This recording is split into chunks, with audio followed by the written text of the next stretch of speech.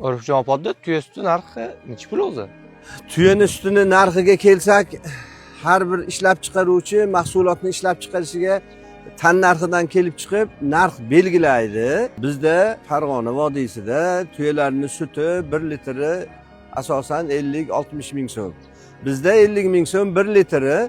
Biz yaylovlarda boqamiz, turli tuman ozuqalar bilan boqamiz. Yantoq yeydi, somon yeydi, beda yeydi, xullasi uchragan narsani tuyalarimiz yaylovda yurib yeb keladi va xarajatlarimiz bor o'ziga yarasha. Shundan kelib chiqib biz 1 litr sutni va qumronini 50 ming so'mdan sotayapmiz. Bemorlarimiz olishyapti. Tuyani sutini biz shifobaxsh deymiz. Odamlarda shunaqa tushuncha borki, bu dori xolos shekilli deb. Yo'q, buni soppa-sog' odam ichsa ham sog'lig'i yanada kuchayib, immuniteti oshadi. Biz kommentariyalarda, izohlarda bizlarga iliq munosabat bildirganlarga va laykni ayamay bosib turgan obunachilarimizga rahmat aytamiz.